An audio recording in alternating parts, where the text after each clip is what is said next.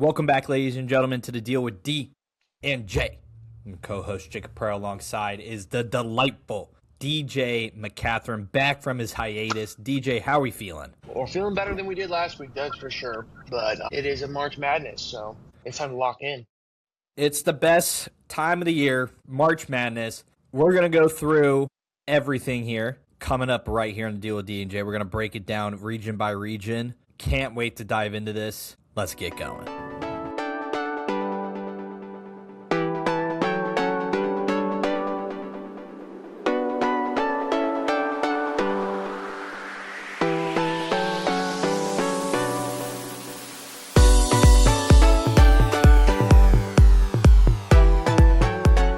DJ, let's dive right into it. First and foremost, the CBS broadcast on Sunday. Did you watch the selection show, by the way? I was not able to on Sunday. I was able to catch the women's one, unless that was out on ESPN. The women's was on ESPN. So then, no. Dude, they just went right into the show. Just started ripping. It was amazing, honestly. Like, literally, they didn't messing around. No messing around, no spoof, no nothing. They were like, welcome. Straight business. They were like, Coach, you got anything to say? Bruce Pearl was like, I'm ready to go. The guys were like, let's not dilly-dally. And the guy was like, okay, here's the first region. You're right. They were done in 30 minutes. That's how I want my selection show to be. Quick, to the point. Don't give me this analysis stuff. I'll figure out my analysis myself, okay, in the skewed aspects that it is. Or we'll do it later. Yes. But without further ado, me and DJ, we're going to, as a podcast, break down the bracket, give our picks, and at the end of it, the Deal with D and J will crown a champion together. So, without further ado here, DJ, let's dive right into it. We're going to go region by region. All right, so we're going to break down the East region, then we're going to break down the West, then we're going to break down the South and break down the Midwest, and then we'll break down our Final Four. So, without further ado, Duke, the number one overall seed. They have the proverbial National Player of the Year candidate. More than likely is, Cameron Boozer, one of the best players in college basketball that we've seen maybe ever. Going up against Siena. Congratulations, Siena, on making it to the NCAA tournament. And your reward is the Duke Blue Devils, which, according to KenPom, is one of the best teams in history. So yeah, this is an unfortunate first round get for the Saints. Like, I mean, most first rounds are unfortunate for a lot of these teams, but this is one of the teams that you look at them and you're like, talent gap is easily the biggest thing you think of. It's just the Saints don't do anything well enough, in my own opinion, to keep into this game. They just don't. The Duke Blue Devils on the board, defensively, rebounds, steals, just the offensive firepower too. It's just too much. It's way too much. It's going to be too much for Siena. I think the 1Cs are too good. We're not going to see a 16 over a 1. So with that, we're going with the Duke Blue Devils. Mm-hmm. Ohio State TCU kicks us off on Thursday. This game is as toss-up as toss-up can be to start off a tournament. You have the red-hot Ohio State Buckeyes who have beaten Purdue in the last month. They played everyone super hard. They played Michigan down to the wire, right? They took, I think, Illinois down to the wire as well at some point. And then you have TCU, who is kind of a Jekyll and a Hyde, right? On the one hand, they've taken out teams like Florida.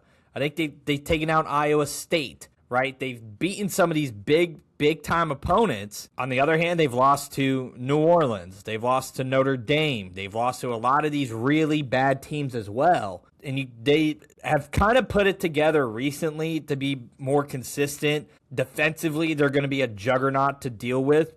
Because the offensive side of the glass for them, is just not there. They're going to rely heavily on the defense. I think his name's Donovan Punch or David Punch. He's going to be a big key point for them because defensively he's averaging like nearly a steal a game. He's a dog defensively. They have Emmanuel Miller, and they're just a battle-tested group.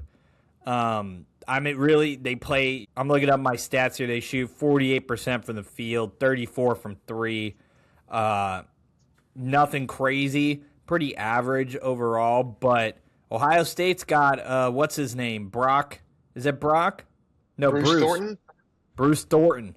DJ, talk to me about Ohio State and how do you feel about your chances for your Buckeyes? As far as longevity in this tournament, I don't like the path that we have to take, but especially with the head coach, it's kind of on the fence already of being out the door or the program moving on. But this is a Bruce Thornton almost send off for the Buckeyes more than anything. If this team is healthy, though, they can give almost any team in the country fits. We've seen it in the last 3 weeks, 4 weeks, 5 weeks in their biggest games. They took Michigan down to the wire. They took Iowa. They beat Iowa in a close game. They dominated Indiana, Penn State, and they won pretty convincingly against Purdue. But they also beat a ranked Wisconsin team earlier this year. And this team has a chance to be very streaky. If they catch it on a high note, this is a team I think that could pull off a major upset later down the road. But as for this game, if they stay the way that they've been playing, I don't see why Ohio State can't get through this game. Especially with that Royal back and healthy. Yeah. I think the question I have, DJ, is because of TCU's defensive prowess, right? Their defensive efficiency is number 46, Ohio State's 52, TCU's offensive efficiency 55, Ohio State 51. Talk to me about how you're feeling about what you're seeing. What do you like your odds against a team like TCU? Do you wish you drew a different 9 seed, or do you guys feel like this is prime? I think it's fair based on the season that Ohio State's had. I think the seeding is pretty fair. Ohio State was not the most consistent team all year long. They struggled against weaker opponents, and they got dominated by better teams, especially earlier in the year. I think this is going to come down just to execution. You guys were not consistent this year, and you don't get rewarded for your inconsistency. So pulling TCU, it's just one of those things. It's just what happened. I don't think anybody should argue, even as a fan. I don't think I can argue. I'm happy we got in. Maybe I may not be happy that we got in, but we're here. We have a chance. So I'm just hoping that they make something of it. I misspoke. Ohio State has a top 17 offensive ranking, but they are 54th in defensive ranking, according to KenPom. DJ, I'm going to throw you a bone. As much as I like to think TCU will give you fits, I am not going to pick them because I don't like them. Simple as that. That's fine with me. I don't imagine I'm getting too many bones, so I'll take it. We get Ohio State here. We get St. John's against Northern Iowa. The Panthers, very known in March. They won Arch Madness as a 6th seed. Their draw is St. John's, which I personally think St. John's is quite underrated, in my opinion. John's, they have, I'm going to butcher his name. They have Zubin Ejiofor and Bryce Hopkins as two really big pieces for them on the offensive side of the ball. It's Rick Pitino. And if one thing Rick Pitino does, it's not lose a round of 64 game. He gets out of the round of 64. It's Zuby Ejiofor, Bryce Hopkins leading the charge for him. And I think for them, you look at a guy like Sellers has a big moment, and same with Dylan Mitchell as key pieces for this team. When I look at Northern Iowa, it feels a lot like Duke and Siena. It just feels like there's just a talent gap, a coaching gap, a talent gap. It's just like, thank you for how good job this year, Northern Iowa, but draw a really short stick. Yeah, I think when you look at Northern Iowa, they're a good team. They play with a very kind of a slower pace than what St. John's is used to, so this could maybe play a little bit in their favor. But that's just not the case for this team, I don't think. When I look at it on paper, everything screams to me that Northern Iowa doesn't have a chance. I am going to trust my gut. And also, Northern Iowa wasn't supposed to really be in that 12 seed anyways. I think that was Belmont's spot. But I think, again, they just kind of swap them how they do. So I'm taking St. John's here over Northern Iowa. Yep. Kansas and Cal Baptist. Cal Baptist in the final year of the WAC punches their ticket into the tournament, their first time in program history, I believe. Since turning Division I 8 years ago. And they get the honor of drawing Kansas, who we were just talking about St. John's being a little underseeded. There's a chance Kansas is a little bit overseeded, right? They went on a really nice stretch in late January, early February, where they looked like a top 10 team. They were playing without Darren Peterson. They bring back Darren Peterson, and they've been kind of 50-50 since. They still have Melvin Council and a lot of other guys defensively that makes them really, really battle-tested. Darren Peterson has been nothing short of incredible, but the biggest thing for me when I look at a lot of these Kansas wins, a lot of those big wins came at home, where Allen Fieldhouse is a major, major, major advantage for Kansas. And for me, that's what I look at. That's what I look forward at. I don't see Cal Baptist putting up a massive fight. Honestly, they have Dominique Daniels averaging about 23 points a game. But it's pretty much just like him and nobody else, really. So unless Daniels decides that he's going to be prime Steph Curry and be like Davidson, I don't see Kansas giving that up defensively, nor seeing that happen for them. So we'll talk a little bit more about Kansas when we go down the line. But to me, it feels pretty simple that it's Kansas here. I don't want to say that it's simple. I think that California definitely has something that could keep this game very interesting. But I think in the end, it comes down to size. Kansas, especially on the defensive side, that's going to split them across. I think this is a game where you can definitely see Cal just hit a streak, right? They're pretty even in the 3-point percentage match, and they're not going to win the game down low. But if they can catch heat from beyond the arc, I think CBU could, dare I say, upset. But I'm gonna be a little bit more realistic here and say Kansas walks away. But I'm not just breezing by. I'm not just breezing by this. A game I'm definitely not breezing by here is Louisville and South Florida. Pulling up the preview here, Louisville's only a 5.5-point favorite. You can see the picks are not as in favor of Louisville as it seems through what looks like 4+ million brackets made. They opened up at 7.5. It's 5.5 here. We're looking at a very, very close matchup.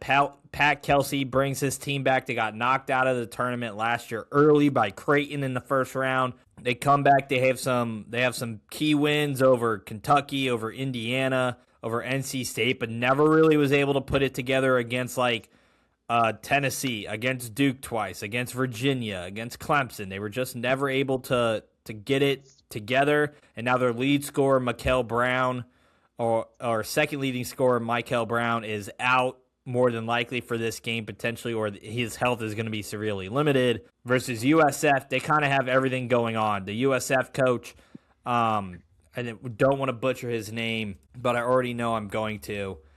Brian Hodgson. He's from Buffalo. He coached at Buffalo with Nate Oates when he was there. The game's going to be in Buffalo. His dad has dementia and has never been able to see his son be a head coach. I saw this. Yeah. And they're going to Buffalo with all this emotion and clear drive. And USF is a legitimate team as well. They attack the glass well. They shoot the ball a ton. When I look at them, and you're looking at guys like Kason Pryor, they once went on an 11th game win streak. They love to push the ball in tempo. They love to shoot threes. And I'm really interested to see kind of what that looks like for them. And they kind of cruised through AAC play here. They cruised it. They got guys who can shoot. They got guys who can rebound. They had a big win over the Utah State Aggies, who were going to get an at-large bid if they didn't make it. So, DJ, who do you like in this one here? Based on some of our notes here, we have offensive efficiency concerns with Louisville. And the big highlight here is USF's, not only their just offensive efficiency, but their defensive efficiency as well.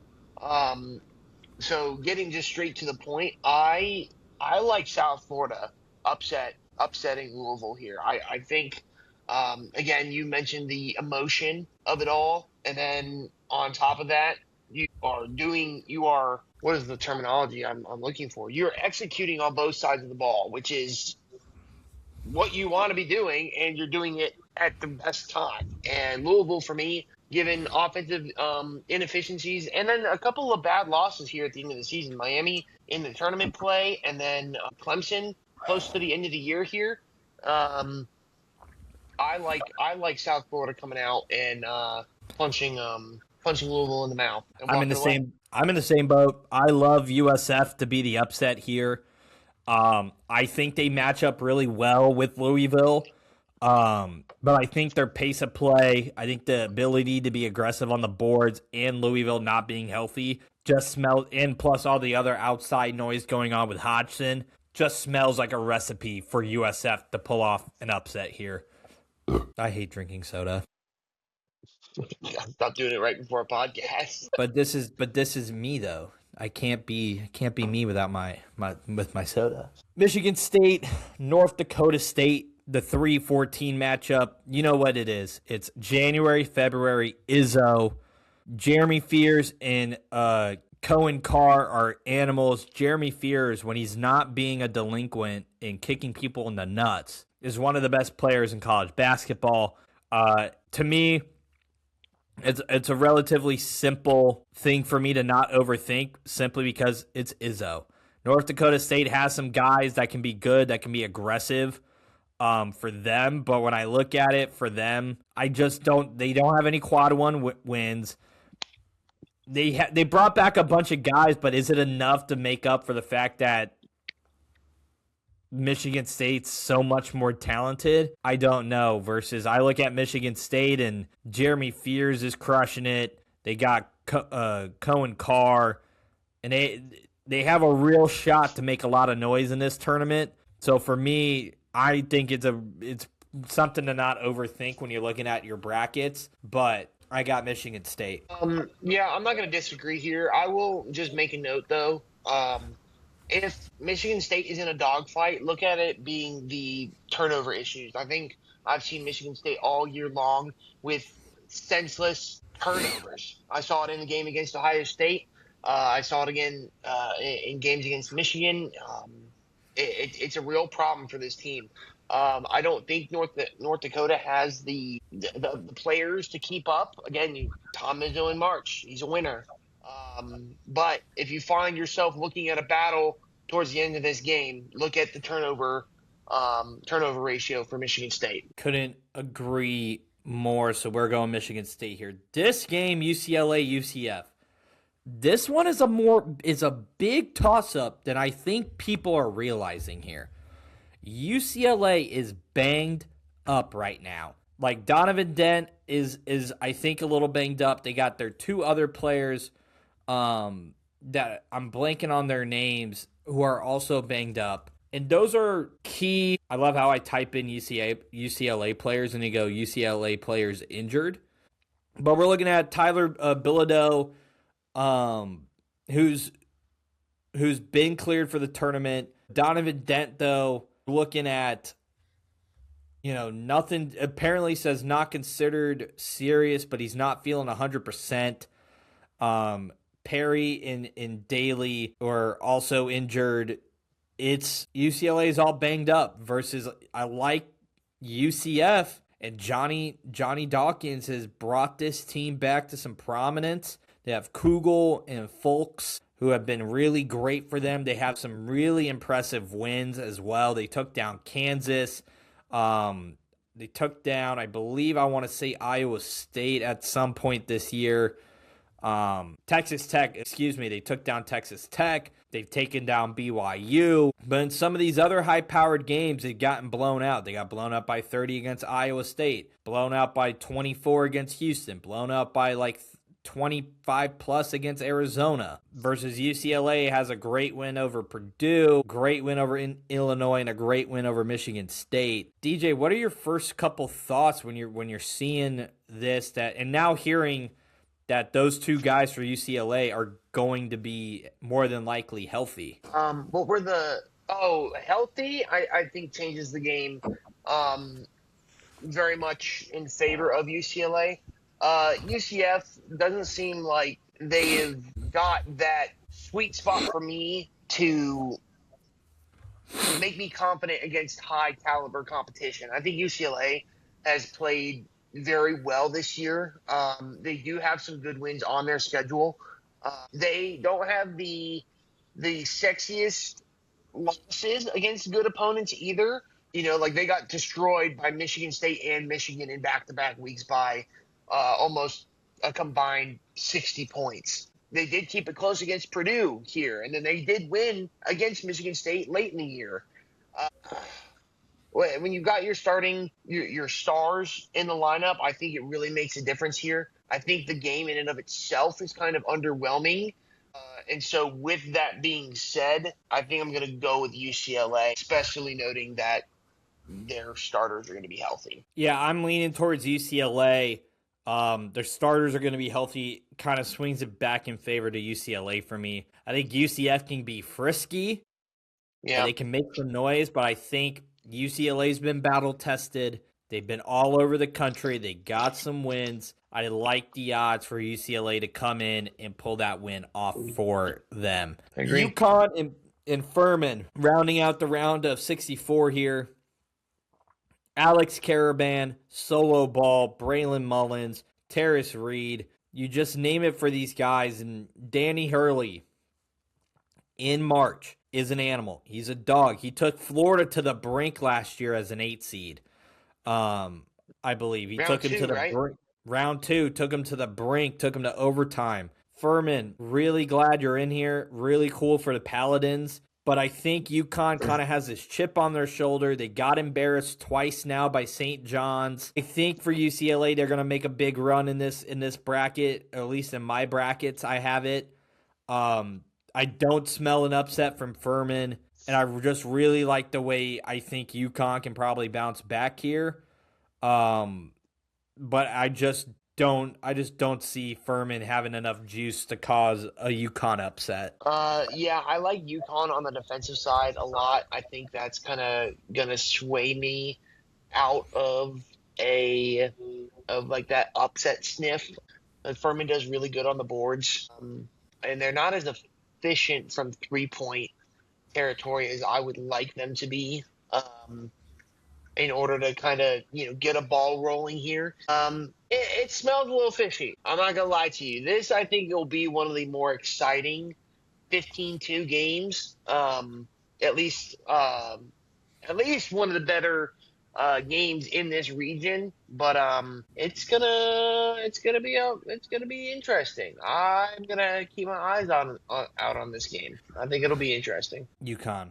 Hold on. Let's jump back up to the round of 32. We talked about Ohio State in depth. Duke, the one thing for Duke when they start getting into these bigger games now, Caleb Foster is probably, there's a big health status there. There's not even going to try and pronounce his last name. I can't do it, but if you know, you know.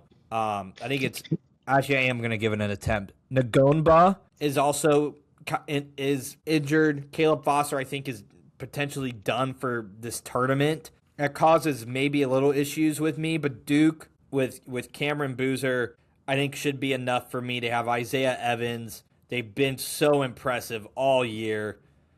I think this is where, unfortunately, where Ohio State's run comes to an end. But I think they'll give Duke a little run for their money, though.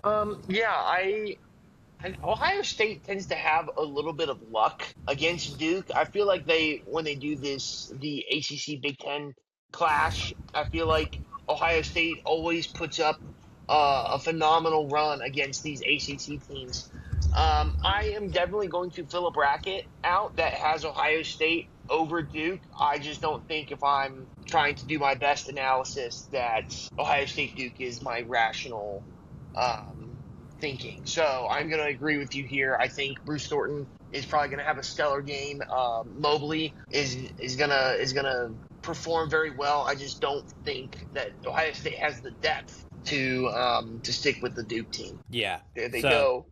My team down the drain. Down It's they go. fine. Arguably the biggest matchup of maybe any 5-4s here in any of the regions we look at, St. John's and Kansas. I do want to spend a little time talking about this because a lot of people are picking St. John's. And I think they have every right to. But St. John's also, in some of these bigger moments, hasn't shown up. They got knocked out in the round of 32 last year, I believe, as a 2 seed.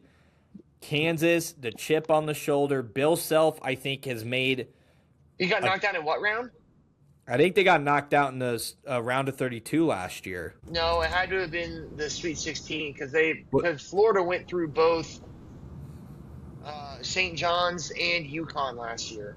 Or it was the Elite Eight. No, they got knocked out. They got knocked out early last year. So it had to have been 32 by Florida. Yeah, because it was a big deal that they lost. Hold on, I'm pulling it up here. St. John's lost in the round of 32 to Arkansas, to Calipari. What? Yeah. Who am I thinking of then?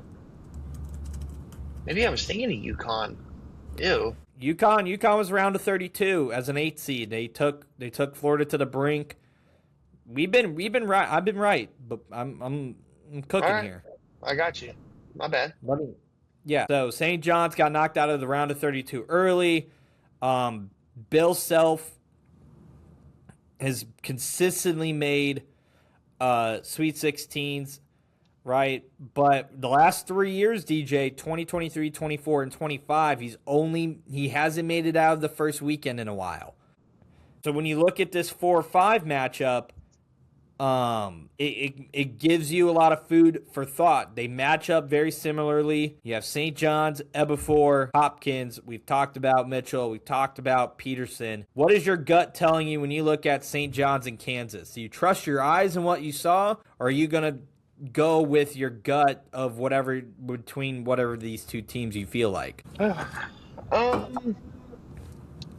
What our big note for Kansas was that they were a little bit overrated on the defensive side.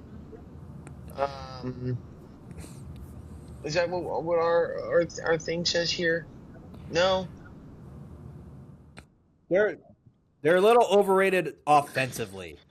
Offensively, Yeah. They're ranked currently in offensive rating. They're at 57th, I believe, in offensive rating, versus St. John's is ranked 44th. And then when you look at defensive rating, St. John's is ranked 12th, and Kansas is ranked 10th. So there's not gonna be a lot of. They're very good defensively. Right. Yeah. I think it might come down to pace of play. Really, and gosh, I don't know. Some of these Kansas has some really good wins, and I think that's what's making me struggle here. But then you look at St. John's and they beat UConn 2 out of 3 times this year. Goodness gracious. I think I feel like my gut tells me to go Kansas. And the performance against elite talent is big for me. And it seems like they've done that. It seems like St. John's tends to fall short. You saw it against Alabama, Auburn, Kentucky, Iowa State. The one game that they did lose to UConn this year was by 32 points. They scored only 40 points in that game. And not that I'm saying it's not the perception is not necessarily reality when you look at that, but if you freeze for a moment in March, that is when you lose.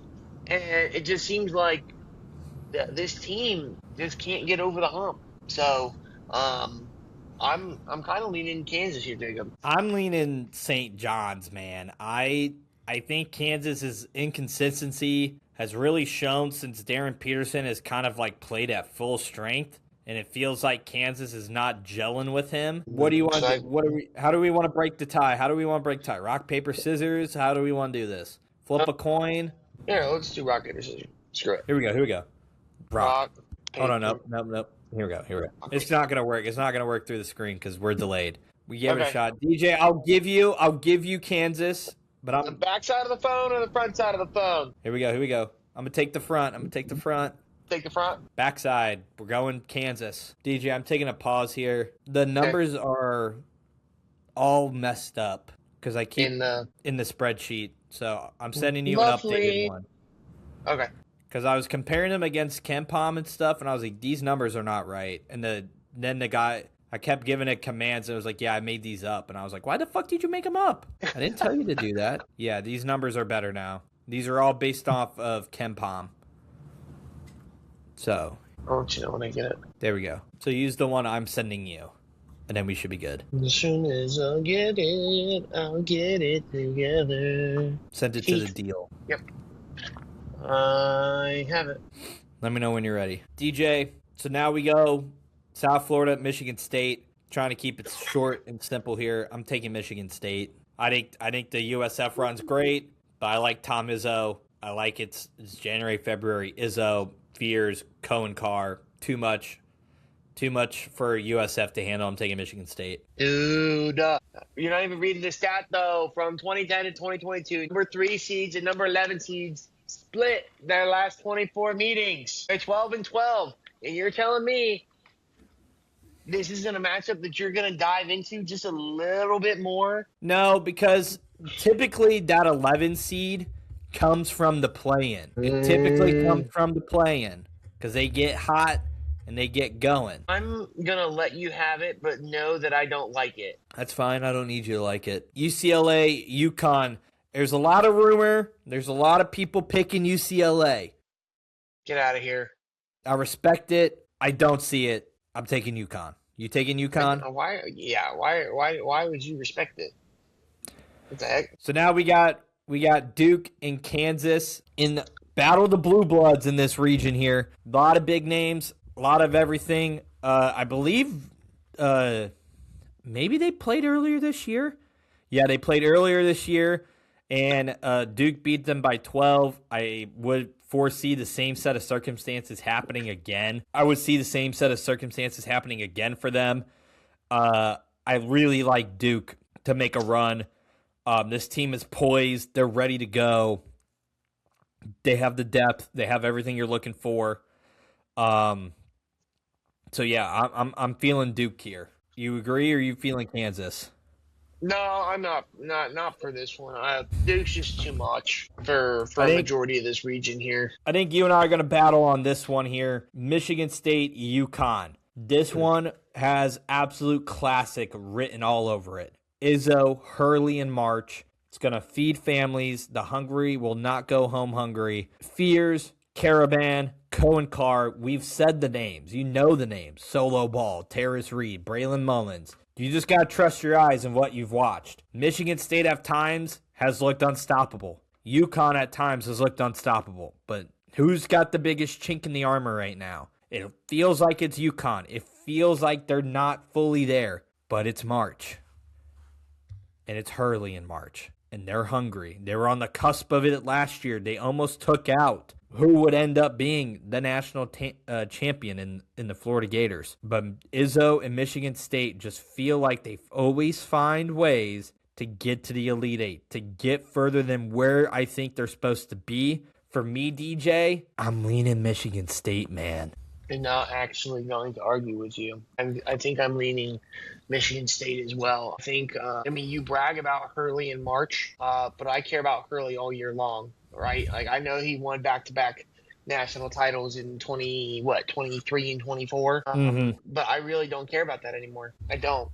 I get it. I think he's a psychotic head coach. I think his team brings the juice, but I am just unfortunately I'm not super confident. Again, this is literally gonna be a game that comes down to the turnovers. So if Michigan State can keep unnecessary turnovers, I don't know why I would pick against Michigan State to be quite honest. So give me Michigan State. And DJ, to end the East region, who are we sending to the Final Four? We've talked about each of them at nauseum. Who do you like? My instinct says to pick Michigan State. My instinct tells me to pick Michigan State. I think you talk about experience and Tom Izzo and coming up with a game plan.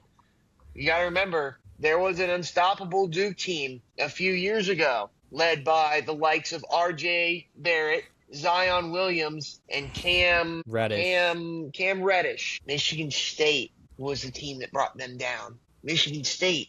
Now, I'm not saying – well, the talent gap is there. That Duke team was far better than the Michigan State team. Who was that? Was that Cassius Winston that was on that team? I think what so. A freaking baller! And I mean, obviously, Cam Boozer is going to be the highlight of this game, but it's a gut feeling. It's a gut feeling. I just feel like this is when the Duke teams look too good is when they fail you. That is where they fail you, and that's why I would pick Michigan State. I am leaning towards Duke. I don't blame you. I think they're too good. Flip the phone. No, I'll let you flip the phone this time. I want back on the phone. Well, hold on. Whoops. What are you doing? You just want me to spin it. I am spinning it. Back of the phone. The phone. Michigan State, baby. DJ's 2-0. I think it can happen. I'm leaning in my own personal bracket. I'm leaning Duke in the Final Four, but we flip the phone and the phone never lies. Let's jump over to the West. Apologies for us. We're trying to look through our stats and everything at the same time as we're pulling through this episode. So stay with us. We appreciate you listening. Arizona, Long Island. Arizona has been phenomenal all year. They're battle tested. They're 16-2 against ranked opponents. It's the most anyone has ever seen this season. They've won big games, hit big shots. I mean, the Big 12 semifinal was cinema. And Jaden Bradley, Big 12 Player of the Year, hits a clutch shot. Is the reason why he's there. Koa Pete has come back better than ever, and it just has all the signs pointing to Arizona destroying Long Island. Even though I love saying fins up. Yeah, I am going to. The ESPN indicator has a 100% chance for Arizona to win. I mean, can you even argue against that? In all reality. Yeah, I'm not even gonna try for this attempt's sake. But maybe Long Island can make it interesting. I don't think so, but maybe. Who knows? I would love it if they made it interesting. That would be hilarious. It would be, but I don't think that this is the one seed that I'm most worried about. Yeah, Villanova, Utah State. Villanova here. I'll talk a little bit about the Wildcats because I worked there. I've been following them pretty much all year. They got a team. They like to shoot the three ball, but they're a very hot and cold team from three for them. If, you're looking at guys like Arcadian Lewis and Tyler Perkins, if Tyler Perkins and Arcadian Lewis don't get going from three, they're not going to do great on the boards. Duke Brennan's really their only size advantage that they kind of have. Villanova has some big wins against like Wisconsin, but they didn't do anything in conference play. Real talent. Swept by UConn, swept by St. John's. They've been clearly the third best team in the Big East, and now they're going to go up against a team like Utah State. When you look at them, they got all these really nice wins against high-quality mid-majors. They're incredibly balanced, right? I love the way that they play. I love the way that they're coached. Their lead player has 20.6 points per game. As long as Osborne goes off and they do what they need to do, it's going to do what they need. And as much as I want to be like, we got to pick my Wildcats. It's a terrible matchup for them, honestly. Kevin Willard obviously got incredibly hot with the Maryland team last year, so you don't want to discredit Kevin Willard. Right. But Utah State has been a different cat all year. They're really great offensively. And I just think when you look at it from that standpoint, they're better offensively. Villanova's a little bit better defensively. But the three-point shooting is better. The field goal percentage is better. Villanova plays a much slower game than Utah State, which could play in their favor. But it also means that like Utah State could speed them up, and Villanova gets out of rhythm, and everything is all messed up. And obviously Bryce Lindsey as well, the lead for Villanova, another key person as well. So I'm leaning Utah State. DJ, who do you think? I love the breakdown. I picked Utah State. Long story short. Love that. Wisconsin High Point. A lot of people are feeling High Point because they got a guy who just shoots threes. I think he's taken four 2-point shots or whatever the case might be, and he's missed them all, and his only job is to shoot a bunch of threes. Unfortunately, in a team against like Wisconsin, that is just not going to be enough. You have Blackwell averaging 18.3 points per game. They got incredibly hot in that game against Michigan that took it down to the wire in the semifinals.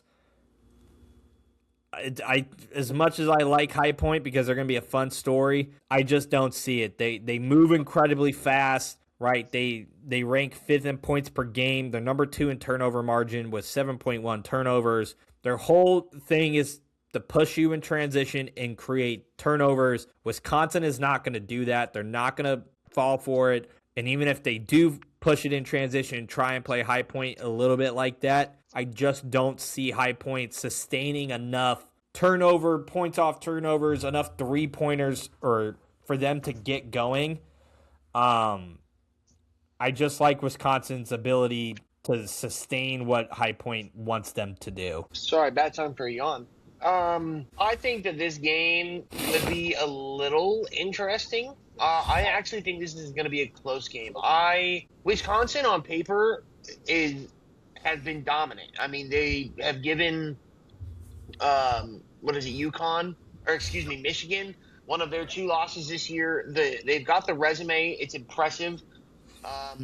But going up against a team that is very aggressive on the defensive side of the ball, steals, turnovers, even in the blocks, and they can turn around and shoot the 3 ball pretty efficiently, if not very efficiently. It gives every recipe for this classic 5v12 upset. But with that being said, Wisconsin's playing some very elite ball right now.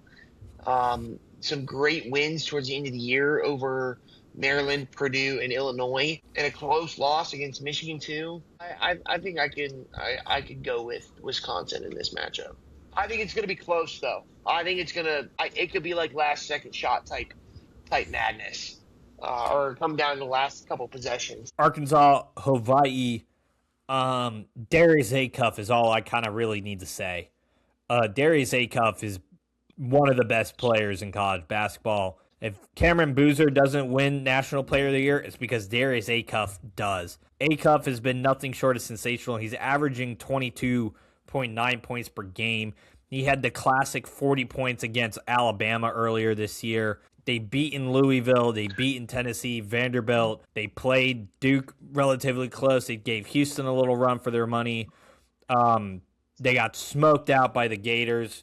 And obviously that classic on a Tuesday night against Alabama. Hawaii is an interesting mix for this Arkansas team because their whole thing is to force teams to play iso ball. And you're putting it, and if that's what your game plan is for Arkansas, to leave the ball in the hands of one of the best scorers in all of college basketball, and you're just like, oh, we'll let your teammates beat us. That's not a bad recipe to try and win games, but with Darius Acuff being who he is, averaging nearly 23 points a game, I don't know if that's a game plan I would want to have going into it, but Hawaii does have a small upset kind of smell to them. the Rainbow Warriors, but I just think Arkansas, Calipari finds ways to take this team to newer heights. And I really like Acuff and the Razorbacks to get this job done. Yeah, I'm on Team Razorbacks. I don't think Hawaii takes care of the ball as much as I want them to, and the quality of defensive play for Arkansas, I think, is what separates me in this. And I don't think Hawaii does anything as efficient as Arkansas does. So not that a team can't get streaky, but I'm not smelling it here. Let's talk about BYU against the winner of Texas, NC State. Quickly, by the time this episode comes out, we will already have known who it is. So just we're going to play off of whether or not we see Texas or NC State taking down the likes of BYU. BYU obviously led by the nation's leading scorer, AJ DeBansa, proverbial number 1 or 2 overall pick at 25.3 points per game. They have the nation's 10th best offense according to KenPom.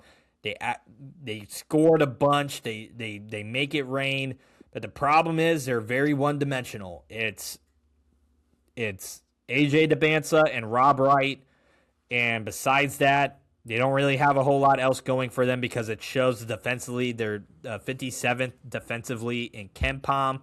But BYU last season went all the way to, I believe they went all the way down to the Sweet 16. So as a 6th seed as well, they have what it takes to get back to it with an even more talented roster with DeBansa and Rob Wright.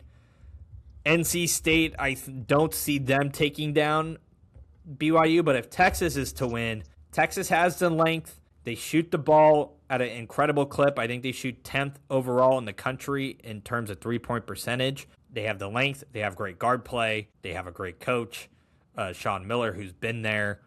Really interested to see if Texas is the one to win. I do believe the stat every year is that an 11 seed from the play-in has made the round of 32. So it's either Texas, NC State, or Miami of Ohio and SMU. And if there's going to be an upset candidacy, it will be the winner of this game because BYU is banged up since they do not have Richie Saunders since, I believe, the early part of February. This is tough for me just because it really depends on what version of BYU you get. Like, BYU looked like the best, if not one of the best teams the first half of the year, right? And then when was this Arizona game? Pretty recently. Late January, this team fell off a cliff, right? Losses, tough losses, right? Number 1, Arizona, lost to number 14, Kansas. Lost on the road to a bad Oklahoma State team. Lost at home to Houston. Lost on the road to Arizona. Lost to UCF. Lost to West Virginia. Lost to Cincinnati. Like, those are 2 out of 3 of those games are pretty bad losses. And that's at the back half. Like, it doesn't seem like they're peaking when they need to be, and that's an issue. Their last several games, they lost to Arizona, beat Iowa State, lost to UCF, lost to West Virginia, lost to Cincinnati, beat Texas Tech, beat Kansas State in a shootout, beat West Virginia by 20, and then lost to Houston. This team's all over the map, DJ. All over the map. And I like DeBansa and Keba Kobakita. Yep. Koba Keita, he's great on the defensive side, down keeping the basket protected, getting boards for this team. I'm not confident in it. Like, I'll roll with whatever you think, but it's like we could be looking at the number 1 team or we could be looking at the number 16 team. It feels wrong to have to try to guess, and I don't like having to guess on teams like this. Yeah, it's looking at Texas, some of their big wins they had a big win against NC State, so this, bodes well for Texas to win. They lost to Duke by 15. They lost to UConn by, looks like, 8. But they've had some bad losses, man. They got a bad loss to Mississippi State. They got a bad loss to Auburn. They got a bad loss to Georgia. Bad loss to Oklahoma. By bad losses, I mean some of these teams are in the tournament, but they beat Alabama, they beat Vanderbilt, They've beaten Georgia as well. You know, they beat Missouri, Ole Miss, LSU, A&M, but they didn't play well against Florida. They lost to Arkansas. They lost to Ole Miss in the SEC title or in the SEC championship. I just feel like with Texas and BYU, there's so much uncertainty that I feel like AJ DeBanza is the one thing that is consistent. And I feel like if I'm going to rely on one guy to try and go win me games or give me 30 plus to go give us a chance, I'd rather take the risk with a guy like AJ DeBanza than some unknowns on the Texas side. So I'm feeling BYU here. There. Gonzaga, Kennesaw State. The Zags back in the tournament again. I think it's like Mark Few's 32nd or 20. I think it's like something crazy. I think it's like his 26th straight NCAA appearance or something like that. Wow. They're going to be out without Braden Huff. He's injured. He's banged up. Graham Ike averaging 19.7 points per game. Kennesaw State continues to grow, continues to get better, but Gonzaga just does what they do best, and they find ways to win these games. Like, look, they've taken down Alabama at Bama, took down Kentucky at Kentucky. They had a split with St. Mary's. They beaten UCLA. This Gonzaga team is legit in terms of who they beat and how they play. Kennesaw State's not a 14 seed that gives me a lot of worry on this side, DJ. The only thing that worries me about Kennesaw State is their 3-point efficiency, really. For Gonzaga. I'm not smelling a stinky upset here. But there's an aroma in the air. But I'm going to rock with Gonzaga. Miami, Missouri. Man, talk about the Tigers of Mizzou against Miami. Hot at the right time. Hot at the right time, kind of flying under the radar, right? They get this 7 seed, right? They're 33 in offensive KenPom. They're 38 in defensive KenPom, right? Jay Lucas doing what he does best, making his team fly under the radar. You have Renault and Donaldson averaging 18 and 16.5 points per game. They don't shoot it great from the free throw line. They allow looks like they allow a decent number of threes they just are very inexperienced in comparison to Mizzou, who's been in the tournament now 3 out of 4 years under Dennis Gates. It's a 1.5 spread. It's a real toss-up. Mark Mitchell has been a difference maker for them, though. You're looking at 18.3 points per game. Mizzou at times has looked phenomenal, right? We're looking at wins against Florida, wins against Kentucky, wins against Vanderbilt. Right, wins against Tennessee. They're not the same team that they were when they got blown out to smithereens against Illinois. Right. Miami has a big win against NC State and a big win against UNC in Louisville as well, which I'm shocked the UNC one's not in here. That's a big win for them. But when you compare similar opponents in the tests I think Mizzou has had to face, I think Mizzou is the 10 seed I feel like to make this upset here. But as a Mizzou fan and has experienced it a ton with them and the UNC Tar Heels, I know Mizzou also sucks in the first round of tournaments. They lost to Drake last year. They lost as a 2 seed to Norfolk State way back. But they've also won in this 10 seed spot. I think when they won the last time they upset Utah State. So I'm gonna ride with the Mizzou Tigers just because it's simply a toss up, and I'm gonna ride with my guys. I.e. my brother goes to school there, and I like their football team. But when it comes to college basketball, Tar Heels. I'm not gonna argue with you too much. Believe it or not, this Miami team, again, flying under the radar, good wins. I was leaning towards picking Miami, but I'm willing to give you Missouri if you're actually liking it, in your unbiased opinion. I like it. A lot of experts do. They think Mizzou has a decent chance to put it all together, but if they get blown to smithereens, that's also on the table. Yeah. Purdue and Queens, Braden Smith has really turned it on the last couple of weeks since coming back from injury. Purdue is really starting to click on all cylinders. We want to talk about get hot at the right time. This team's getting hot at the right time. Queens, first appearance in their first year of eligibility. ASUN team, unfortunately for Queens, they're not going to be a school next year. They're not going to get a win here. It's Purdue. Don't overthink it. I mean, Purdue did lose as a 1 seed a couple of years ago. Let's not just throw that away. But I don't think this is the same team. They're more efficient than they were going into the tournament at the same time. I'm picking Purdue. 37% is pretty darn good for Purdue, to be honest, from 3 or 37%, I think is what it is. Yeah. That's pretty good. Pretty efficient. Arizona, Utah. To me, I like Arizona. I think Utah State is a good brand for Arizona to kind of get a small test against. But I like Arizona's game. I think they're too big, too strong, too powerful. We've talked about the guys, but Braden Burris has also been a incredible situation for them as well.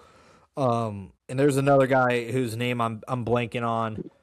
Krivas. There we go. Krivas on the glass and some other guys. I just like Arizona. Arizona's going to be a team that you're going to have to talk me off the ledge to not continue to pick. That's fair. I do think this is one of my favorite major upset picks at some point in this tournament in one of my brackets. But if you're willing to walk the ledge for Arizona, I'm not going to talk you off the Arizona ship.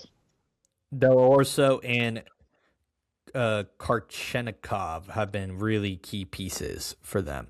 You're not going to talk me off the ledge. I think I will say Tommy Lloyd has really struggled to get to the second weekend in his career.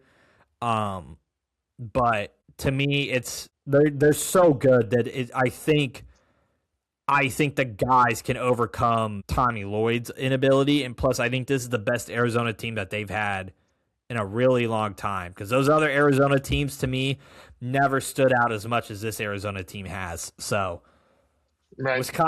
Wisconsin, Arkansas, another great 4-5 here. Matchup very similarly. We're looking at Arkansas as is a number 6 offensive KenPom, number 52 defensive KenPom. Wisconsin's a 11 offensive KenPom with a 51st defensive KenPom. Arkansas shoots it better from the field in general, but Wisconsin has more veterans. I think this smells Wisconsin upset here. John Calipari folds. Typical fashion in my own opinion. Though I did like how they rocked last year. I did kind of like how Arkansas rocked last year. It took me by surprise, but I like this Wisconsin team. I think Calipari finds ways to get to the second round. I think Acuff is a problem, but I think Wisconsin has the talent to mitigate Acuff, and I don't think Arkansas will have enough depth of scoring to keep up with Wisconsin's ability to shoot way more consistently. I think Acuff is a spark, but I think this game's going to be close. It's going to be a rock fight. And for me, I do agree with you. I'm leaning Wisconsin in this one. I think they kind of shake off some demons and they get to the second weekend for the first time in a long time. Let's get it. BYU Gonzaga. This one here, DJ, I don't know where to go. Defensively, Gonzaga is significantly better than BYU. They're gonna snuff out DeBanza, but DeBanza can get his buckets. But I think the lack of scoring from outside DeBanza and Rob Wright is going to be too much for BYU to overcome. Even though Braden Huff is injured for Gonzaga, they still bode one of the best defenses in the country. They're number 9 defensively in KenPom. Sounds like you know where to go. I think Gonzaga gets over this with BYU in an ease. Yeah, I agree. I've always said that March is, especially in these early rounds, is really a team game, and DeBanza can't do it himself. So Mizzou, Purdue, I'm going to keep it simple for you. Mizzou can't put 2 games together back-to-back times. Purdue's going to steamroll them.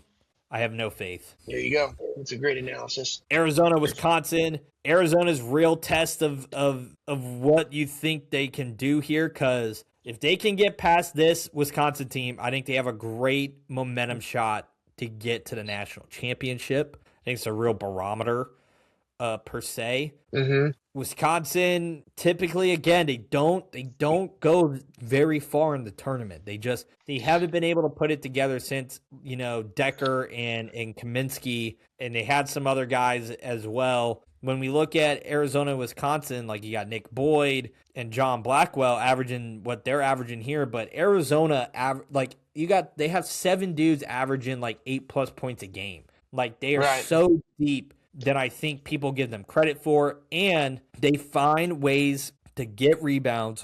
They find ways to get buckets, and again, kind of like how it says here, if they can cut down on the turnovers, they can go far. And I think the luck for Wisconsin runs out here against the Arizona buzzsaw. You said who needs to manage the turnovers? Arizona. Yeah, and you're talking about a team in Wisconsin that is top 5 in turnover rate. Yeah. And with how efficient that they shoot, man, I don't want to rock with Wisconsin. I just don't trust Arizona. Arizona's not a team or an institution that I just trust to make a far run. Like I get how good that they look, but listen, I'm gonna say this. There's a lot of metrics out there being like no one's won outside of the state of Texas. Like they draw a line down to half of the country. And it's like all these teams on the East Coast. This Arizona team is not the Arizona teams of previous years. This team, I've watched them all year, DJ. I've watched a lot of these teams on Monday and Tuesday on quad box, dual box, split screen, computer in a quad box. Arizona has survived punch after punch after punch. They have beaten Florida. They have beaten Alabama. They have beaten UConn. They have beaten BYU multiple times. They have beat Houston and Iowa State multiple times, some of them handedly. They defeated a lot of these teams a bunch. They are veteran-led with the help of their freshman scoring. As much as you feel this Wisconsin team has a chance to upset them and Arizona doesn't go far, Wisconsin doesn't go this far. If it was Arkansas and Arizona we were talking about, I think there's some serious discussion about putting Arkansas ahead of them. But I think Arizona is going to. How are you even going to say that when we picked Arkansas to lose? Because that's I think an insane take. No, it's playing. It's playing hypotheticals. I'm playing hypotheticals. That is crazy work. Listen, Arizona and take them. Thank you for not letting me get a chance to explain myself. But whatever. Yeah, go. If we picked Arkansas, because in my bracket I picked Arkansas.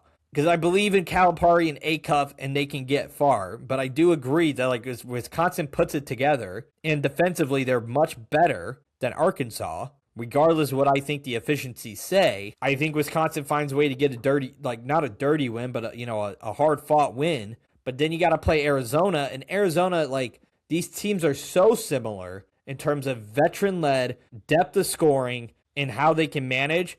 But Arizona has been better. And when two teams are similar to me in the way they are and the way they are structured, I'm going to go with the better team. That's been better all season in every metric. Fair enough. Walk your walk. Purdue, Gonzaga. This one I'm actually tossed between. Because can Mark Few punch his ticket back to the Final Four for the first time since 2021? I don't know. He's going to need Braden Huff back, but I don't think they're going to have him back. Braden Smith has really turned into a very different player. Purdue looks like the number 1 overall team that was the preseason number 1 when we saw them before. And I just think Purdue is clicking on all cylinders right now consistently.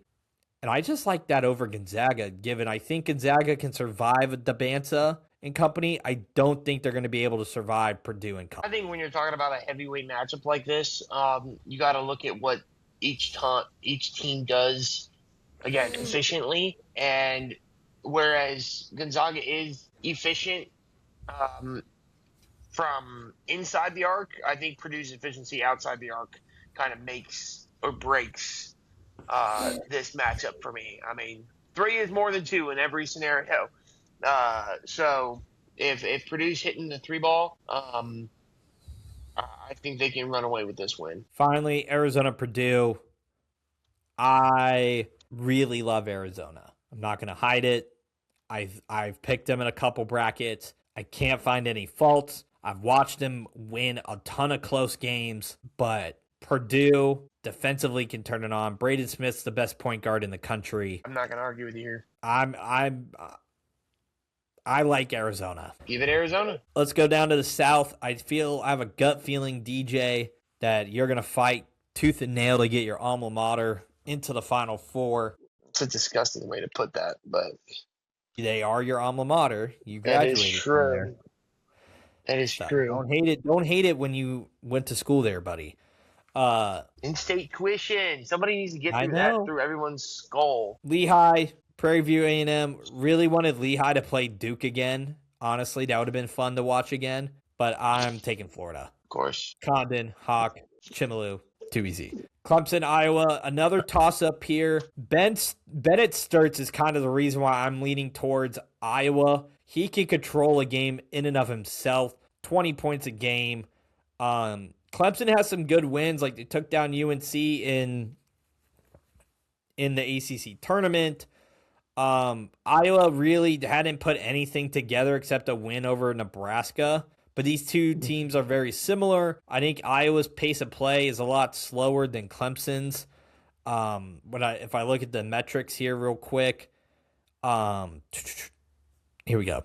Yeah, they're about the same in pace of play, but Iowa has a better offensive KenPom rank and a better defense. Clemson has a better defensive KenPom rank. But Iowa is literally 31 in both offense and defensive KenPom, and Clemson is 71st in offensive KenPom and 20th in defensive KenPom.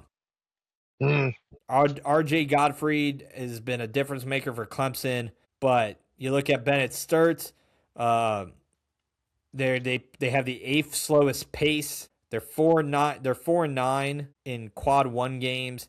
They just weren't able to string up any high wins, but in a team like this, in a game like this, I'm leaning towards Iowa because they did it. Literally, this is the Drake team from last season that defeated Missouri with Bennett Sturts. So that's kind of my logic, and I really love McCollum as a coach as well. I was kind of leaning Clemson. I mean, like you said, they're kind of very similar in a lot of senses, but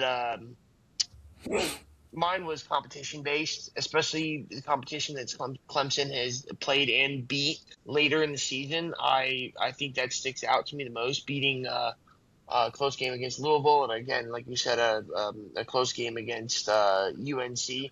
But 2 close games against UNC, they seem to be playing up towards the talent that they're playing against, and so that's kind of what makes me lean more Clemson in this route. So flip the phone.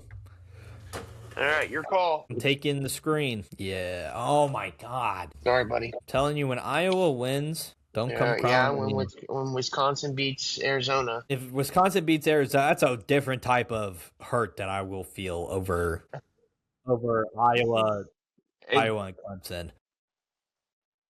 Fair enough. Vanderbilt, McNeese. This one's a really interesting one because McNeese, obviously, last season, they defeated Clemson when they were at 12 as well. But Vanderbilt is not Clemson. They have great guard play. Tyler Tanner is a dude. Duke Miles is legit. They have McLaughlin, who's also really good from 3. As much as I like McNeese to maybe do something, this game's going to be great. It's filled by guard play. But Vanderbilt, to me, they like to play fast. McNeese does not play nearly as fast as they do. I really, really love the guard play for Vanderbilt. And I think that will propel them over McNeese in this matchup. And I mean, the picks are showing it too. It's not the same McNeese team that they were last season with Will Wade. And a lot of the picks there. So, I agree with that analysis. This is not the same McNeese that had Amir Khan. They're carrying out the DJ. He's still there. He's still there. I know, but it's not the same team. Mr. Aura forming for this McNeese team. But I like what you said with Vanderbilt. I think they've been one of the more underrated teams probably all year long. I think people just overlook them aggressively. Um, and so I am rocking with Vanderbilt. Nebraska and Troy. I just read a stat here that a lot of people are picking Troy. It's the most popular 13 over a 4. Nebraska is back in the tournament. They have never won an NCAA tournament. So they are 13.5-point favorite. This is by far the best Nebraska team I've ever seen. Fred Hoiberg has done a phenomenal job. Price Sanford at 17.8 points per game. They got off to a red-hot start. They beat Michigan State, beat Illinois, beat Wisconsin. 20-0. 20-0 at some point. But then the wheels kind of fell off. Lost a close one to Michigan. You started to lose a couple to Purdue. And you lost one to Illinois again. I really like Nebraska's defense. I think, they play a super slow brand of basketball. They're number 7. Number 7 defensively in KenPom. Number 55 offensively in KenPom. Bright in their 17th in defensive efficiency. In terms of overall metrics all over the board, 26-6 is legit. Does Troy have enough to do what they can do? They play at a little bit of a faster pace, but their metrics are 141 offensively and number 166 defensively. They bring some tournament experience with Christian Eugene, but is that enough to pull off what needs to be done for Troy to go win this game? I just don't know. It feels like it's too big of a hurdle for Troy. I kind of agree. I like what Nebraska's done all year long. It is bad timing, though, for Nebraska to feel like the wheels have kind of fallen off the bus. That 6-6 in their last 12. I'm sorry? 6-6 in their last 12. Yeah, but the lack of talent played on the other side also worries me. I mean, the only metric I have here is Troy played USC back in November, and they played up to that talent, right? They beat the Aztecs in San Diego. They played up to that talent level as well. They did beat Akron, which I think is huge. I think that's a huge win, all things considered. And they pretty much dominate. That's a 10-point swing.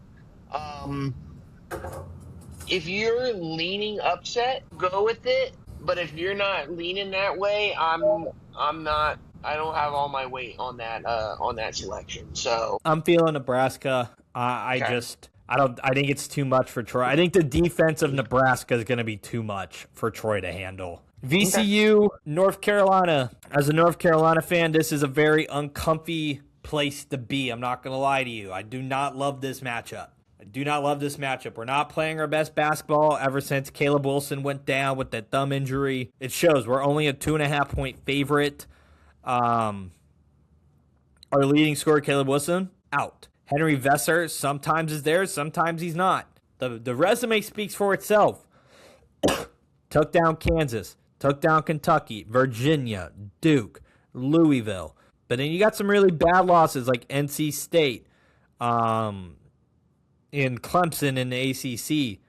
I think Vesser's an important piece of the pie for us, especially now. 6 seeds have won majority of the time. Straight up, VCU averages a little bit more points per game, but when you look at the metrics, they're number 32, they being UNC, 32 offensively, 37 defensively via KenPom. They play like a traditional UNC team. They move fast in transition. They want quick buckets, quick threes, and try and force some turnovers to play some defense. VCU 46 in offensive KenPom and 63rd in defensive KenPom. They have a chance to cause havoc. They won the A-10. They also play at a very fast pace. So when both teams, like my logic said before, when both teams play a very similar style of basketball, I tend to lean towards the better team. But this North Carolina team is not giving me a lot to root for. I can't pick against them because I think we can get the job done, but it's not going to be a long tournament run for North Carolina. The VCU team scares me, but the fact that VCU wasn't going to be in as an at-large via what the committee said, makes me feel a little bit comfortable that I think North Carolina can survive VCU. But it's going to be close. It's going to be uncomfortable. And the last time I felt like this, it was a 6-11. It was Drake against Mizzou, and Drake beat the crap out of Missouri. So I'm going to pick North Carolina. But if you're leaning VCU strongly, flip the phone. he said don't pick, flip. Yeah. How is UNC interiorly? Good. Vesser's a dog. He knows what he has to do. He defends the rim well. Seth Tremble has done a ton of stuff as well. They started to put it together lately, like with, Elijah Davis coming off and some of these other guys. Pulling up their stats here, like it's Tremble, it's Bogovich, Derek Dixon has been vital for us coming off the bench. Not Dennis, excuse me. Jaden Young is nothing special, but it's like it's the show was ran by Caleb Wilson, and you lost 20 points a game because the rest of the team is not a scoring team. It causes a lot of room to pause, but interiorly, Vesser defends the rim really well, opposed to not. I mean, I am gonna flip this phone, but I just want you to know I'm looking at every reason to pick UNC. But I look at some of the talent in their close or in some of their wins, and it seems like one of those teams that are playing down to their opponent's level more than playing up to the talent or dominating when they should be winning these games. VCU does not have the size that UNC has. That is just, there is a talent gap there. But the way that they shoot the ball, right, and this unpredictability of UNC scares me. It does. It really does. So, they had a great run last year, right? Weren't they kind of a Cinderella last year? Weren't they a team that maybe should not have made the tournament or got picked because of blue bloodness? Last year we shouldn't have made it. I think we got in because we're North Carolina. But then we won our game, and then we took Ole Miss down to the wire in the first round after winning our first 4. So we lost to Ole Miss by looks like 7. But that game was closer than what the score said. And Ole Miss was also a much better team than I think people gave them credit for being as well. So. But I'm going to flip this phone. I think it's my call this time. I'm going to go back to the phone once again. But if you get the back of the phone, I'm gonna pick. What is it? No, flip it again, dude. There's no way he keeps getting the back of the phone 5 times in a row. Yeah, no shot, DJ. That's been 6 times in a row that you flipped it to the back. Flip yours. I'm picking back of the phone. It's supposed to be your flip anyways. Whatever. Get the fuck out of here. Pick your Tar Heels, man.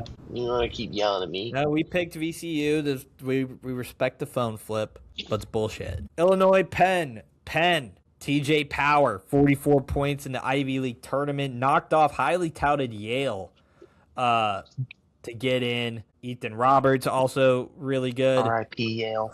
Sorry, Fran McCaffrey is back in the tournament. He gets to go up against Illinois. Penn gets hot like they did against Yale. There's a real chance, but I don't see that happening with Penn. Are you more confident in this Illinois team than you were earlier in the year? Because I'm pretty sure you called them pretty fraudulent. Illinois, I do think they're fraudulent. I don't think they're gonna. I just don't see them getting to the Final Four. I don't see Illinois getting to the Final Four. I honestly don't see them getting to the Elite Eight. Honestly, they just find ways to go into their shell. And if there is a 3 seed to lose, this is one of those 3 seeds to lose. Penn against Illinois looks like a juicy upset. I would love to pick it just for the lulz of it, because if we get it right, we look like geniuses. But I'm also like, this Penn team really shouldn't have even been in it. They got hot. I don't know if they're TJ Power, he was a Duke guy. He was a Duke guy, and then I think a Arizona guy. I don't know. I would like it, but Illinois and Wagler, and it's Serbia, and it's European under-20 team. It's Brad Underwood in round 1. I just don't see Penn finding a way. But It's March. We've seen crazier things happen. Illinois, according to KenPom, is the number one efficient offense in Illinois. No shit. Offensively in KenPom. Wagler wasn't even a top 250 recruit. Was Illinois' TJ Power put up 44 points in the title game. Yep. That is crazy. Again, I'm picking Illinois, but that is madness. I mean, that's logical. That's logical. You know what? I don't know if I can go up against the offensive efficiency. I don't know that I can do it. I can't do it. No. St. Mary's A&M. This one is interesting because it's two drastically different styles. You got a toss-up here. St. Mary's has a 3.5 spread. You have Mikey Lewis and Morauskas. Fuck it. And then you have Rashawn Aggie and Ryland Griffin for Texas A&M. I'd say it's St. Mary's. The decision tree's leaning that way. 7 seeds have won a majority of their games. I'm Bucky Ball. I'm leaning both Bucky. A&M has been good. A&M's number 49 in offense, number 40th in defensive KenPom. And then you have St. Mary's at number 19 defensively and number 43 offensively. I like St. Mary's defense a lot better than A&M's. And St. Mary's loves to play slow, which I think is going to affect Bucky Ball a bunch. So, in my head, I'm leaning towards St. Mary's, but this is going to be a banger of a game. It's a stylistic clash, and really, it sounds cliche, but whoever can impose their will stylistically, they're going to win. Like, if St. Mary's forces A&M to play slow and limit the possessions, and you're forcing A&M to make every basket count, that's not what A&M wants. Versus if you're trying to speed up St. Mary's to get out of rhythm and out of system, that's going to play into A&M because A&M wants to play fast. Stylistically, it's a clash, but St. Mary's defensive numbers are way better. I like the way they play. Both teams historically have not done well in the tournament, specifically St. Mary's, but I'm leaning St. Mary's. Where are you leaning? I'm leaning St. Mary's too. I like their efficiency from beyond the arc. But one of the biggest metrics in my The McCatherine metric. Exactly. The big free throw guy. Need to make them. They become important, especially in these big games. And Texas A&M, if St. Mary's going to slow them down, they may foul. And if you're not making free throws, you are not going to win this game. A&M fouls quite a bit. St. Mary's is on the cleaner side. But if the difference between this pretty heavyweight battle comes to sinking free throws, I gotta lean St. Mary's. So give them to me. Houston, Idaho, Starch Madness has invaded March. Houston's a juggernaut. They're a buzzsaw. Kingston Flemings has been one of the best freshmen I've watched all year. We know what the vibes are. It's unfortunate. Thank you, Idaho. Go back home. You gave us Starch Madness, and we will never forget you. And unfortunately, we're going to breeze through this one, too, because you're not arguing with me. Florida. Yeah. Vanderbilt, Nebraska, I think it's Vanderbilt. Yes. I think the luck for Nebraska runs out. I think offensively, they're not going to be able to handle the two guards from Vanderbilt. But in a best-case scenario, if you're a Florida fan, you get Nebraska because Nebraska and Florida, if it's a battle of the boards, Florida's going to win. VCU, Illinois, I think VCU's run comes to an end. I like Illinois to kind of breeze past them. Do you agree? I'm not going to agree that it's going to be a breeze. I will say that Illinois will win, but I kind of like a streaky VCU team because if they can get by North Carolina, that's a hot team that shoots the ball well from three, and you're going up. I know it's going to be against another offensively heavy team, but it's a mixture of momentum that leads me into an upset, but I'm not going to pick it here. Houston, St. Mary's, they both play similar styles, and again, I've said when they both play similar styles, I lean towards the higher seed and the better team. Houston is like just juggernaut on the glass. I'm leaning towards Houston here. I agree. I'm not going to argue with you. Vanderbilt, Florida. We just saw them play. Vanderbilt beat the crud out of Florida. They caused all these turnovers. They forced Houck out of position. They forced Condon to make mistakes. Boogie Flan and Xavier Lee just couldn't get it done.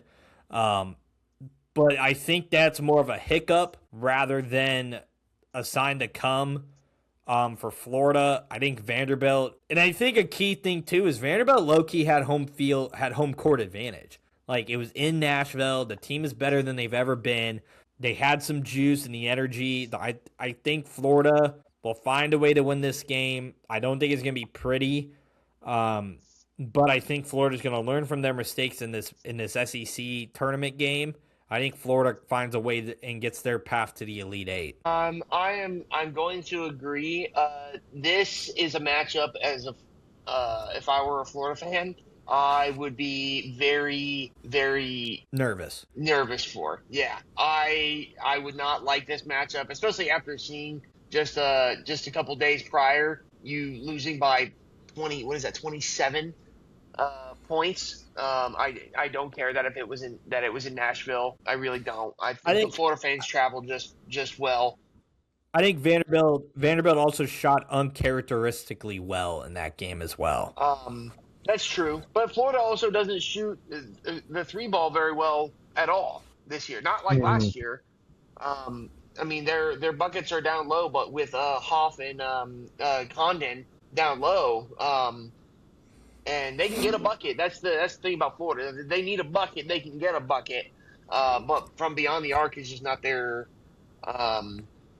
strong suit. But I do like Florida in this matchup. Illinois and Houston, again, clash of styles. I just don't see a Brad Underwood team finding a way to get up there and crash the boards as hard as Houston does. I think that's not their game. That's not the European style of ball that Illinois kind of plays with. I think Wagler is going to be great against Kingston Flemings. Like, I'm going to be locked into that game, tuned in. But when I see this matchup and the way we're picking, I see Houston just dominating the glass. I see them finding ways to get open shots. And I think they're going to make Illinois very uncomfortable in this game, which is what Houston really wants. See, I'm running into this problem, Jacob, where I find a Houston team that hasn't looked their best against great opponents towards the end of the year. And then I come over here and look at Illinois, and I'm like, well, they've got some decent wins. Not great. They've got some decent ones. And historically, Houston generally makes people play their game. Even in the national title game last year, Florida played a majority of Houston's game, right? Houston led a majority of that game, and oh my gosh, what's his name? Got hot. Clayton. Got hot at the end of the game at the right time, was able to get to the free throw line. And so I see two versions of this game. I see a version of this game where Houston really makes Illinois play their game. And this is low scoring, and Houston pulls away a win. Or I see a version of this game where Houston just can't keep up with Illinois' offense, and they get blown out of the water.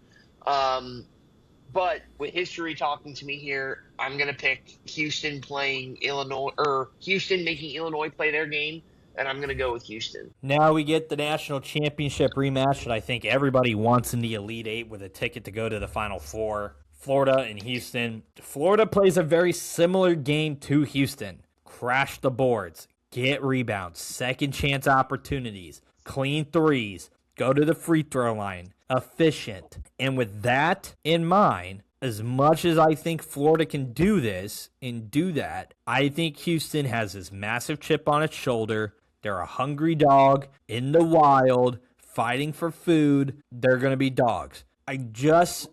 But Florida can get as hot as anyone. They blew the brakes off of Arkansas.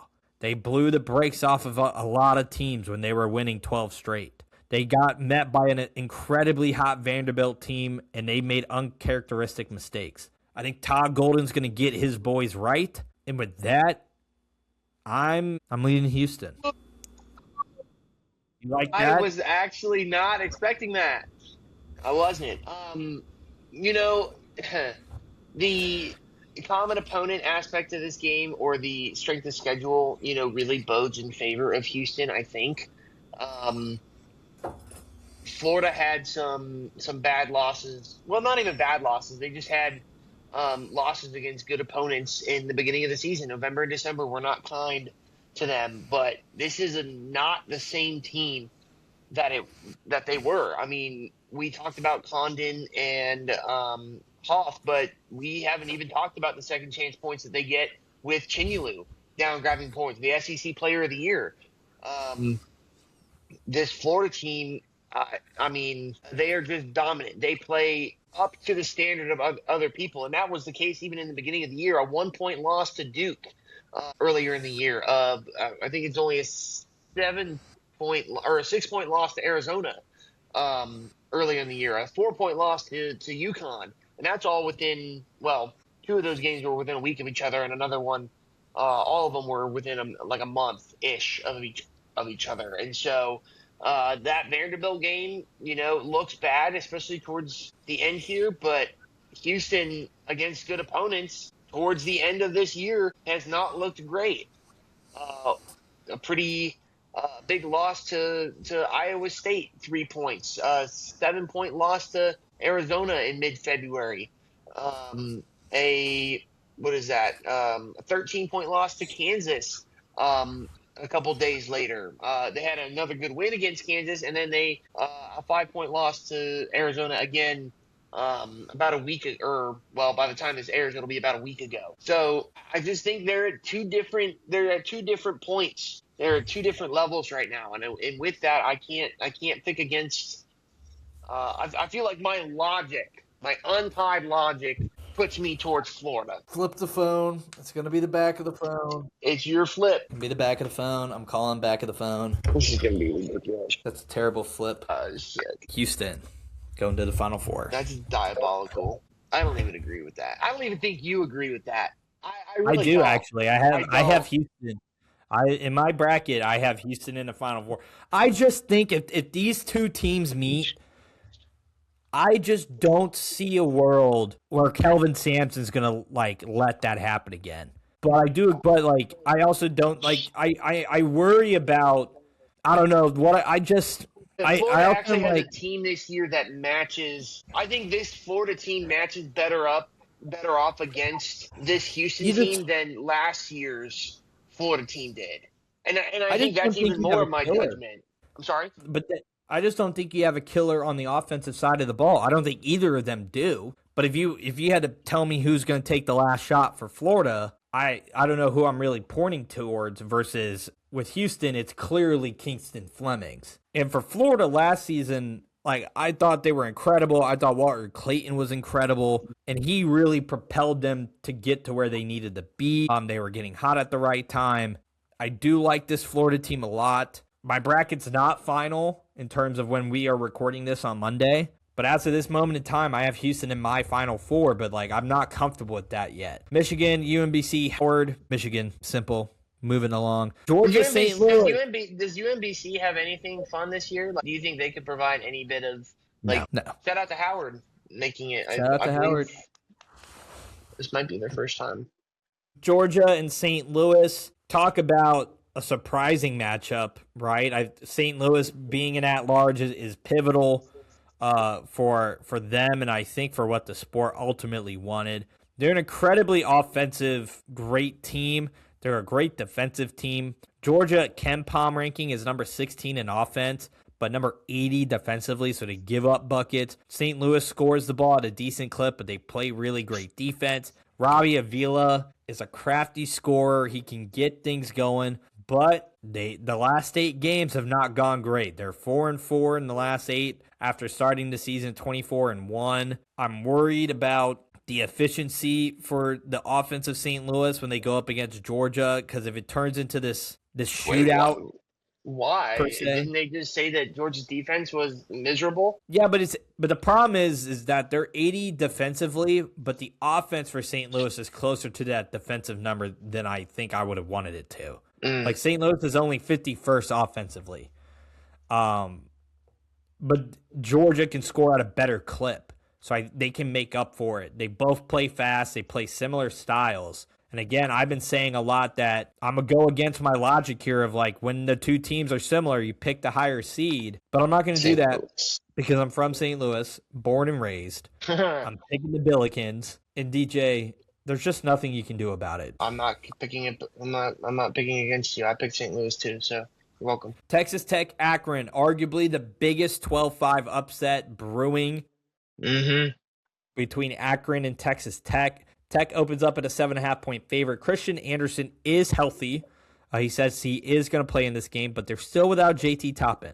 Akron, when you look at Akron, they're an impressive offensive balance in depth, according to ESPN. They got 9 guys shooting about 6 points, making 6 points a game. They did the same thing that the Akron was last year. Push it in tempo, shoot threes. The thing about Texas Tech is they really don't want to push tempo. They want to play slow. Defensively, they are really good. Again, 12th offensive in KenPom, 33 in defensive KenPom, so they're really efficient. Tech? Yeah, for Tech. Akron has a top 60 KenPom offensive rating, so they can go and score the bucket. Defensively, though, they are not great. And again, it's going to come down to who can you, it goes back to what I think we talked about with St. Mary's and A&M. If Akron can make Texas Tech play their game and play fast, which Tech has, they kind of fall into that trap at times. Akron has a really good shot here. I've watched Tech be battle tested. I've watched them pull off big wins. I don't see them losing to the likes of Akron. I don't see Akron being this team that that people talk about, because they weren't that team last year. But they are like, if you are going to pick a 12 over a 5, DJ, this would be the team to do it, is this Akron team. Tech has been fumbling and stuttering, and Akron's clicking on all cylinders. It's a perfect recipe for the 12 over the 5. DJ, I will go wherever you are feeling. I feel like I kind of have to use some of the same logic we used with St. Louis and Georgia. Just the efficiency on both sides of the ball. Texas Tech is running one of their star players, Christian Anderson. I think they said he's averaging like 38 minutes a game, where Akron has, some people may laugh at this stat, but they have, how many players was it that average over six 9 points? They have 9 players that average over 6 points, which indicates to me that they've got some depth. They can keep fresh guys out on the floor. If they need a bucket, they need to give somebody a rest. They don't have to worry about the offense necessarily stifling, whereas Texas Tech historically has a great defense. This gives me more of a vibe for an upset as well. So I think this is where we see our 12 over 5 here. I'm going to pick Akron. I agree. We haven't had a 12-5 upset. This, if we are going to see it, is either here or Wisconsin. And I just don't think – I think the matchup favors stylistically Akron better because of the lack of star power that Tech has currently have with the loss of JT Toppin. Yep. Alabama and Hofstra. If you would have asked me yesterday, DJ, I would have picked Alabama. But their second leading scorer, Alabama, he's currently off the team because he got caught with a pound of marijuana in his apartment. Hofstra is a very popular pick right now. They have a win over Pitt and Syracuse, which is not like saying a whole lot. But is that considered quad 1? I think quad 2 for those teams. Okay. But when you look at Hofstra, you got Cruz Davis with 20.2 points per game. You got another guy with 15. They are top 5 nationally in opponent 2-point percentage. They hit about 38% of their threes. They play at a normal pace in terms of basketball. They're in the top 100 of both offense and defensive KenPom. Not a particularly challenging schedule, but when you look at Bama, all Alabama does is score the ball. Number 3 offensively, number 67 defensively. They play at the 4th fastest pace in the country. They have the 3rd best offense according to KenPom and led the nation in scoring. at 91.7 points per game. But the defense gives up a lot of points. They're 7-7 in Q1. Does Akron limit the possessions, force Bama to did I say Akron? I mean Hofstra. Does Hofstra slow it down a little bit more than usual just to try and throw off Bama? Bama without their second scorer. You're going to have to put it all on LeBarian Philon. Question marks, man. Question marks all over the place. But they can score the ball at will. I mean, on the defensive side, I mean, you got Sonny Stylis there too, man. Yeah. 7 foot, 280 pounds. Yeah. That is freakish of guard protection down there. And they're pretty good. Hofstra is pretty good on the defensive side. You mentioned the loss of, excuse me, I'm blanking on his name. Aiden Holloway. Aiden Holloway.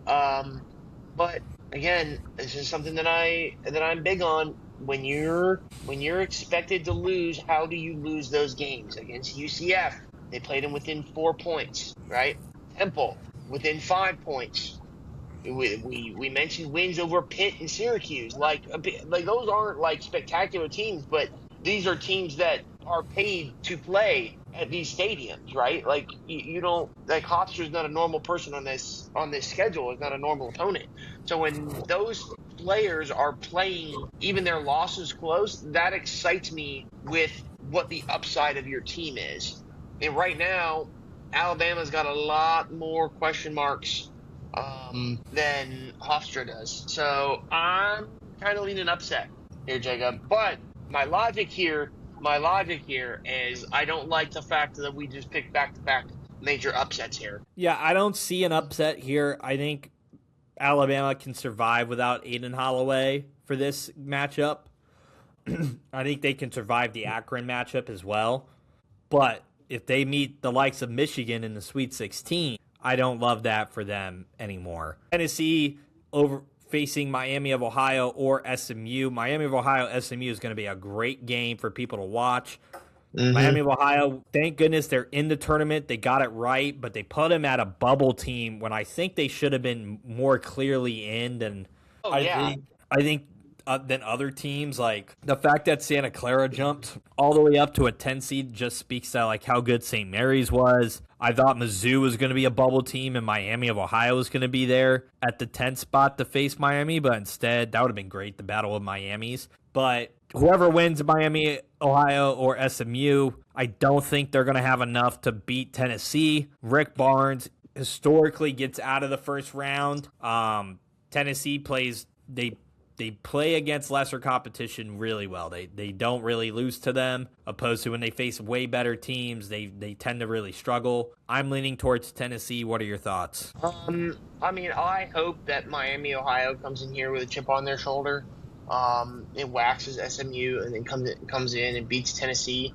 Obviously, we don't pick based on our hopes, but Tennessee really went through the ringer this year. I mean, the competition all the way around that they had to go up against is pretty insane, and their non-con is pretty good too, with the likes of Louisville, Houston, Kansas, Syracuse is up there, Illinois.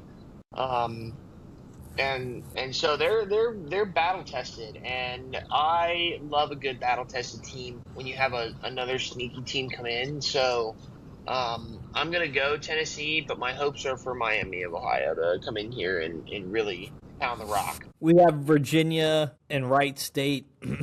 I don't really have a ton on this game. I didn't really watch a lot of Virginia basketball. I'm gonna be honest.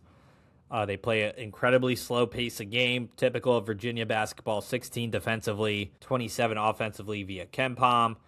Dacia Ritter averages about 15.5 points per game. They're tall. They block a ton of shots. Ryan Odom's 8-4 in quad one. But Virginia hasn't beaten any of like the big dogs. I hate to say it. Like in the ACC, I think they lost both games to Duke. And I think they lost their one game to North Carolina, and that doesn't bode well for me when I'm trying to think about like predicting you down the line. I just think Wright State doesn't have the talent level to even be close in this game. Honestly, they're 194th defensively, 117 offensively. Yeah.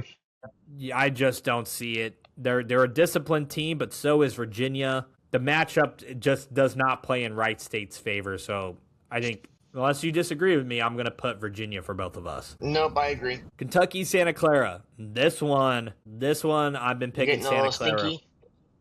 every single time. I'm picking Santa Clara. Mm. I love the Broncos. I love the way they play. They're, I think, the second tallest team in basketball. They have the length, right? They beat McNeese. They played SLU close, right? They beat St. Mary's twice, actually. Played Gonzaga close a couple times. Like, they're tall. They make a ton of threes. Christian Hammond is a viable part for them. And I just love the matchup that they got because Kentucky, like Santa Clara is number 23 in offense via KenPom, 82nd defensively. They had 3 WCC picks: Hammond, Maya, Graves. They're number 22 in defensive turnover rate, so they force turnovers. A top 25 offense. They got one guy shooting 41.6% of threes. I just think this is a bad matchup for Kentucky. Kentucky defensively is a much better team, but they got to go up against a tough offense. Otega Owa is important for them in Aberdos, I think, Aberdeen. Aberdeen from the Florida transfer.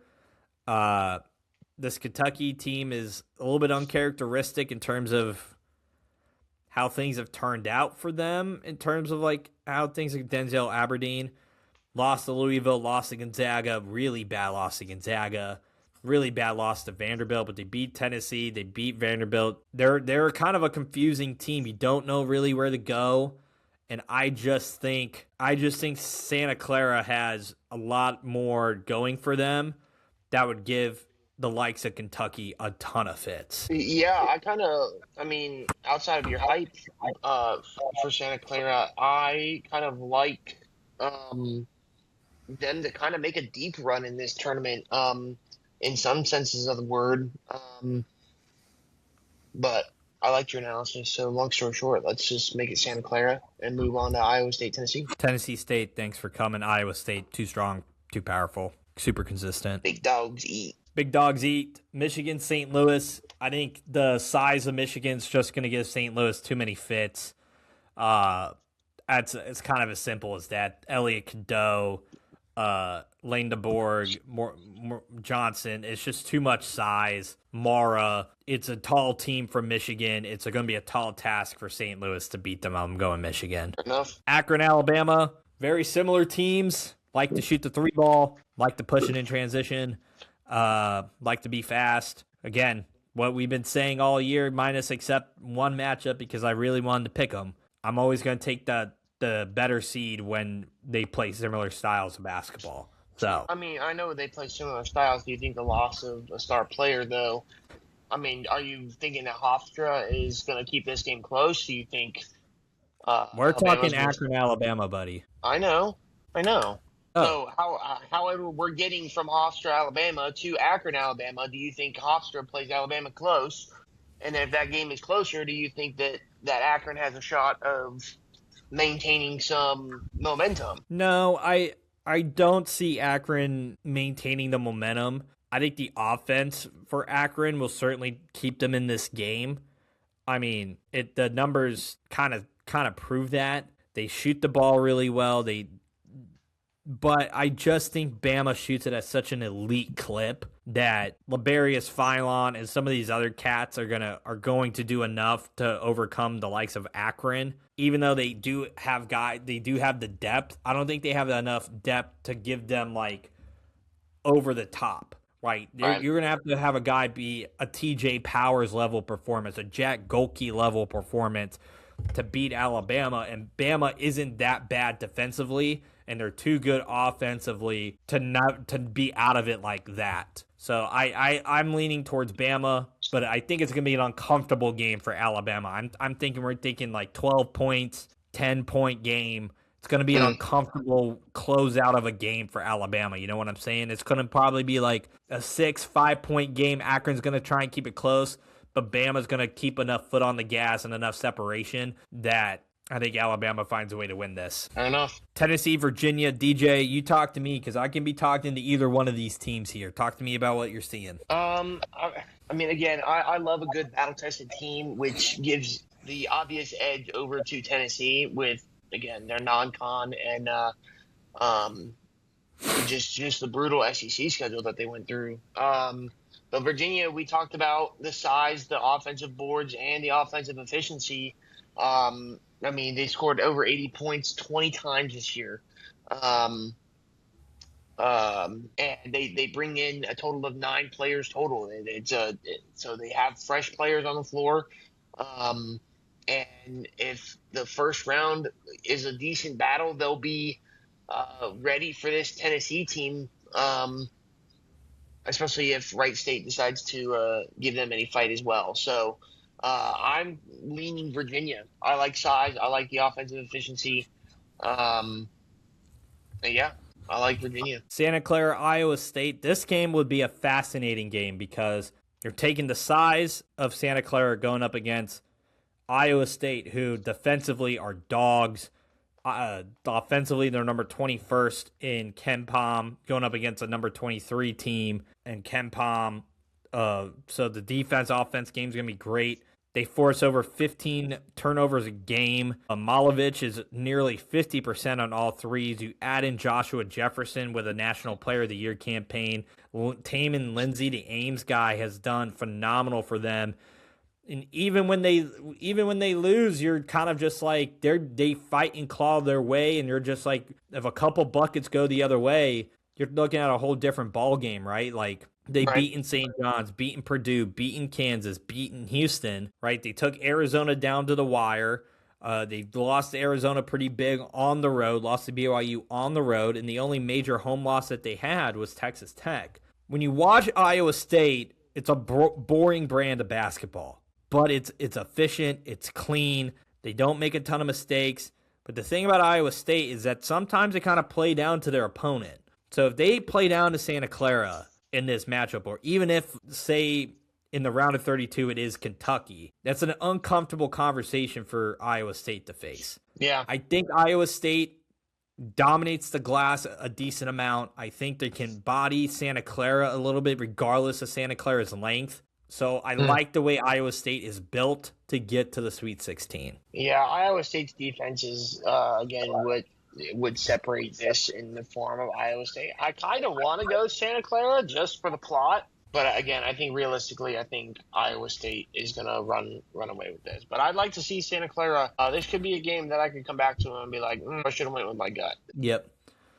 Michigan, Alabama, this is where I think the loss of Aiden Holloway is going to hurt them. I think Michigan has too much size, number 1 defense in KenPom, number 8 offensively. Blendenborg, Mara, Johnson, we talked about it. Such a tall front court. Cadeau is been great for them, but he's a one-man band at point guard.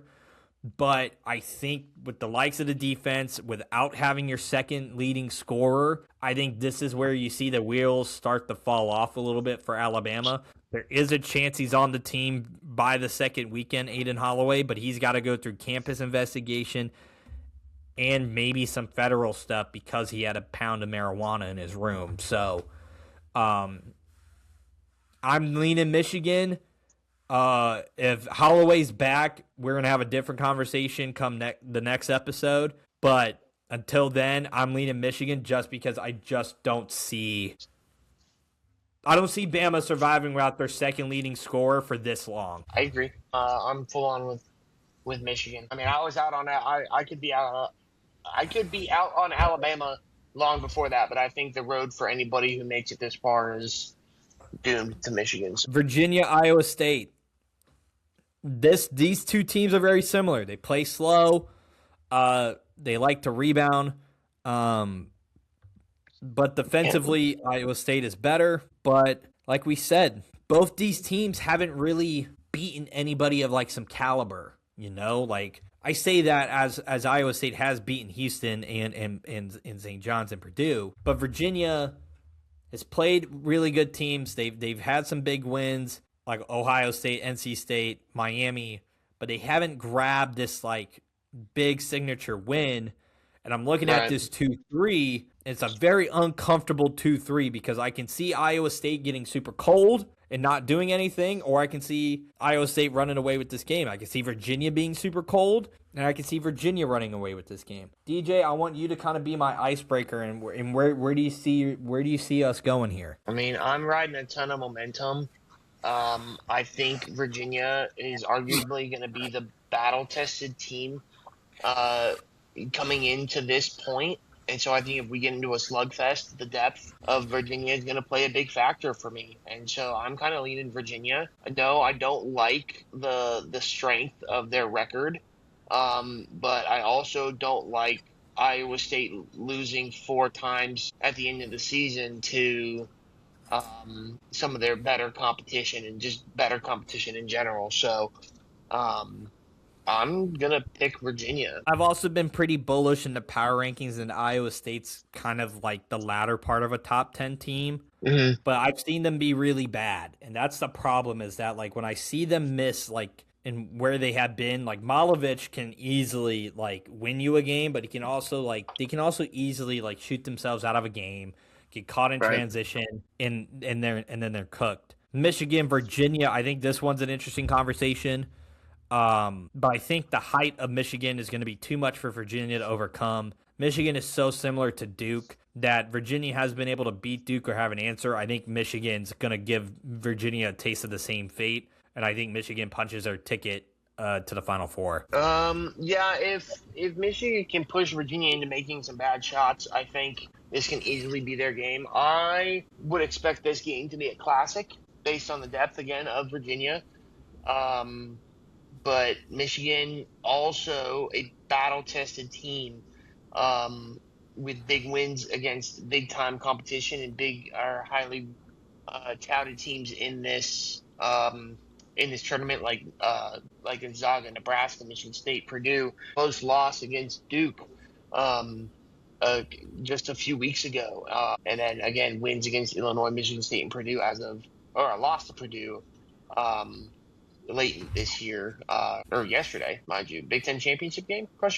So, I am going to go with Michigan in this realm. Kind of chalking it up here, Jacob. I will say this: I don't think we're going to see that many upsets in this tournament.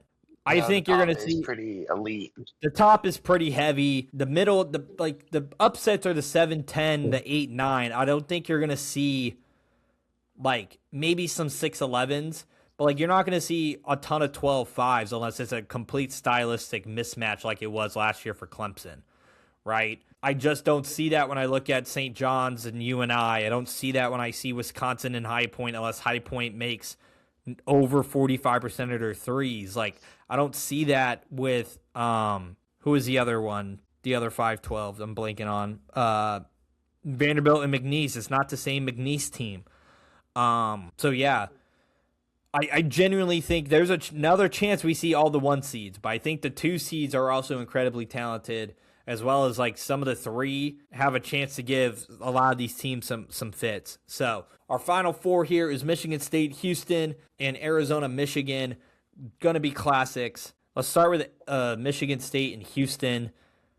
I'm leaning towards Houston. I think they get back there. I think they get back to Indy. Or are you feeling Michigan State, DJ, and they continue this magical run with Izzo? Gosh, it's hard to bet against Izzo, but if Izzo folds in any part of March, it's right here in the Final Four. And then, like you said, you were mentioning about a Houston team who was runner-up last year, who couldn't even get a shot up at the buzzer. And so the offensive efficiency is so good. It's so much better than it was last year from the numbers. And so is it too much for Kingston Fleming? Are the lights going to be too bright is going to be the big question. But he's met in the backcourt with a couple of seniors. It's so tough. Michigan State's last couple of weeks have been a little bumpy too. You know, a couple close wins, a couple uncomfortable close wins, and a couple of losses. I think I mean, I know we're looking deeper into the tournament, and these games that kind of end the season aren't going to matter as much. But I think Michigan State's momentum kind of runs out, and I think Houston's kind of has an easier. Well, they're going to have to go through Florida again, but I don't even think that's going to happen. I'll go Houston for this matchup. I'll rock with Houston. I think I agree with all the same feasts that you have. It would be cool to see a Michigan State Michigan national title though. That would be that would be electric. Arizona, Michigan. I've been very bullish on Arizona, but we talked about the height of the front court for Michigan. We talked about they have the ability to go on runs. Michigan, Arizona though has been so consistent. They get punched in the mouth. They find ways to win games. I think that matters so much in March, where like it's gonna have to take another heroic feat to defeat a team like Arizona. But I'm not opposed to Michigan for us as a podcast, but for me, I'm super bullish on Arizona. They just have impressed me so much all year. Whereas Michigan, like I don't think Purdue's that good of a team, and the fact that they lost to Purdue that late just rubs me a little bit the wrong way. They struggled against Wisconsin, who's not that great, and Arizona had to go up against like a juggernaut of a conference this year in the Big 12. Mm-hmm. I'm leaning Arizona, but I'm also like if it has to come to a flip, we'll flip. I'm not picking Michigan. Are you crazy? I hate Michigan. Screw Michigan. But with in all reality here, I like the battle that kind of these teams got to go through. I think by this time, Michigan will have a relatively easy path, and I think if this Arizona team's anything like Florida's last year, the path to get to this point is going to be so difficult that they're going to be on such a high that Michigan won't be able to bring them down. If that makes sense. And Michigan, I think, has a relatively easy path to the Final Four. So I think Arizona rides the high, and I think they get it done, which leads us, if you're good with that, I think you would be, which leads us to our Houston-Arizona national title game.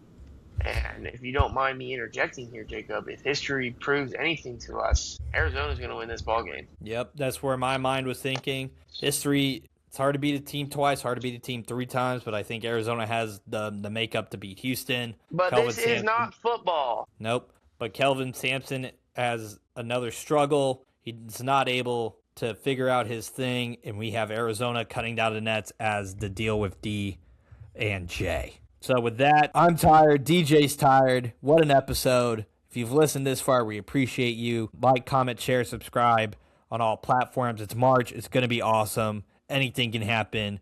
Let the madness begin. We have been The Deal with D and J.